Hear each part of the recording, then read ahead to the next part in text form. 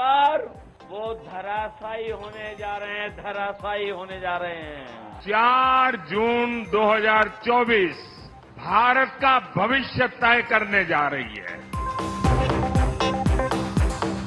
वो 4 जून की जो तारीख है, वो न केवल मित्र मंडली को बदलेगी, मित्र मंडली तो बदलेगी, मंत्रिमंडल भी बदलेगा। 4 जून को देश एक नई उड़ान के लिए पंख फैलाएगा। लोकसभा चुनाव के लिए आखिरी चरण का चुनाव प्रचार भी खत्म हो गया है। अब कोई नेता न तो रैली कर सकता है, न ही रोड शो, और न ही वो सार्वजनिक तौर पर कोई भाषण दे सकता है। तो फिर 30 मई की शाम 5 बजे से लेकर 1 जून की शाम 6 बजे तक ये सभी नेता आखिर करेंगे क्या? जो प्रधानमंत्री लगातार रैलियां करते रहे, जो राहुल गांधी पूरे देश में घूम घूम कर इंडिया गठबंधन के पक्ष में वोट मांगते रहे, जिन तेजस्वी यादव ने मुकेश सहनी के साथ मिलकर पूरा बिहार मत डाला, जो अखिलेश यादव उत्तर प्रदेश की लगभग हर एक सीट पर खुद ही मोर्चा संभाले रहे, वो लोग इन 72 घंटों में आखिर क्या करेंगे? चलिए नेताओं के इन 72 घंटों के शेड्यूल को समझने की कोशिश करते हैं विस्तार से। नमस्कार, मैं हूं अविनाश और आप देख रहे हैं अनकट। यूं तो किसी भी वोटिंग से ठीक पहले के 72 घंटे किसी भी राजनीतिक दल के लिए सबसे मुश्किल होते हैं। Representation of the people act 1951 का सेक्शन 126 कहता है कि ये 72 घंटे साइलेंट पीरियड है, जिसमें राजनीतिक दल अपने वोटरों को प्रभावित नहीं कर सकते हैं। जिस जिले में वोटिंग होनी होती है, वहां का डीएम जिले में धारा 144 लगा देता है ताकि पब्लिक मीटिंग और लाउडस्पीकर पर रोक लग जाए। लेकिन प्रत्याशियों के पास ये सुविधा होती है कि वो 4-5 लोगों के साथ घर घर जाकर प्रचार कर सकता है, वोट मांग सकता है। ऐसे में सवाल ये है कि जो प्रत्याशी नहीं है वो फिर क्या करेगा? अपनी पार्टी के जो सबसे बड़े नेता हैं और जो अपने अलावा दूसरे प्रत्याशियों के लिए भी वोट मांगते आए हैं, अब वो क्या करेंगे? उदाहरण के तौर पर राहुल गांधी, जिनके दोनों चुनाव क्षेत्र यानी कि वायनाड और रायबरेली में वोटिंग हो चुकी है, या फिर अखिलेश यादव, जिनके चुनाव क्षेत्र कन्नौज में वोट पड़ चुके हैं।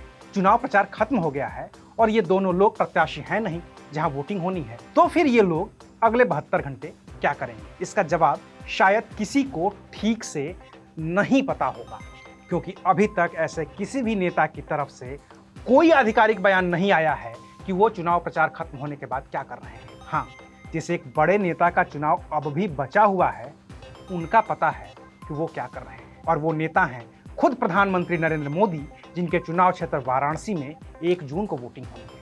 लेकिन वो कोई सामान्य प्रत्याशी तो है नहीं कि घर घर जाकर चुनाव प्रचार करें, तो वो खुद को योग साधना में लीन करने जा रहे हैं। और इसके लिए प्रधानमंत्री ने जगह चुनी है कन्याकुमारी, जहां 30 मई से 1 जून तक पीएम मोदी ध्यान लगा रहे हैं। कन्याकुमारी में समुद्र तट से 500 मीटर अंदर विवेकानंद रॉक मेमोरियल है, जहां के ध्यान मंडपम में प्रधानमंत्री मोदी ध्यानमग्न हुए हैं। ये वही जगह है जहां कभी स्वामी विवेकानंद भी ध्यानमग्न हुए थे, और इसी वजह से इसका नाम भी विवेकानंद रॉक मेमोरियल है। हालांकि ये कोई पहली बार नहीं है कि प्रधानमंत्री मोदी ने चुनाव प्रचार खत्म होने के बाद अपना शेड्यूल बताया है। इससे पहले भी जब 2014 का चुनाव प्रचार खत्म हुआ था, तो उसके ठीक बाद प्रधानमंत्री मोदी ने प्रतापगढ़ का दौरा किया था। ये वही जगह है जहां छत्रपति शिवाजी महाराज ने बाघ नख से अफजल खान का पेट फाड़ दिया था। 2019 में भी चुनाव प्रचार खत्म होने के बाद प्रधानमंत्री मोदी उत्तराखंड की केदारनाथ गुफा में जाकर ध्यानमग्न हुए थे। ऐसे में हो सकता है कि अपनी अपनी पार्टी के जो भी नेता हैं, वो शायद इन 72 घंटों तक आराम फरमाएं, क्योंकि आखिरी चरण की वोटिंग के बाद जब एग्जिट पोल्स आएंगे, तो इन नेताओं को फिर से बयानबाजी करनी होगी। हो सकता है कि बिहार के नेता प्रतिपक्ष तेजस्वी यादव डॉक्टर की सलाह पर अमल करके बेड रेस्ट करें, क्योंकि उनके कमर दर्द को देखते हुए डॉक्टरों ने उन्हें आराम की सलाह बहुत पहले दे दी थी। बाकी तो अभी का हाल ये है ही कि जो भी करो सोशल मीडिया पर डाल दो। तो नेताओं के सोशल मीडिया हैंडल्स पर नजर बनाए रखिए, वहां दिख जाएगा कि चुनाव प्रचार खत्म होने के बाद ये लोग आखिर कर क्या रहे हैं। बाकी हमारा काम तो बचा हुआ है, तो हम चलते हैं अपना काम करने, चुनावी आंकड़ों का लेखा जोखा निकालने। बाकी आप भी चुनाव पर नजर बनाए रखिए और देखते रहिए अनकट। शुक्रिया। Welcome, good evening, good morning, good afternoon, नमस्कार। And the Oscars goes to anyone but Nitish आज तक एक भी चुनाव नहीं लड़े हैं।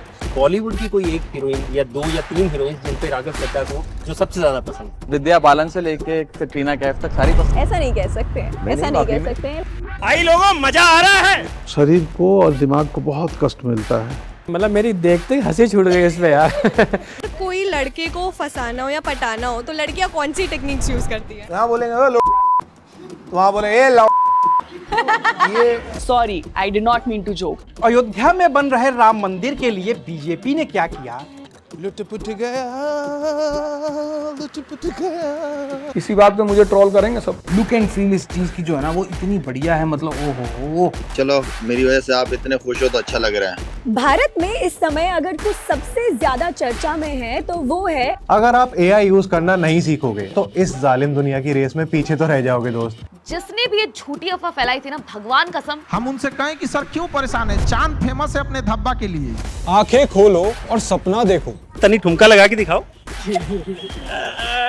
जय पंकज, बिग फैन। कहाँ चलोगे तुम मेरे साथ? जो पड़ोस में लड़ाई हो गई उसे ठीक करना है। कैसे लगा आपको? दिल की धड़कनें भी तेज थी और माहौल भी अलग था। अब आते हैं अपने आखिरी सवाल पर।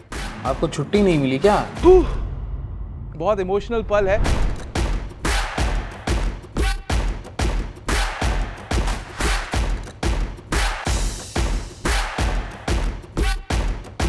Uncut uncut uncut uncut uncut uncut uncut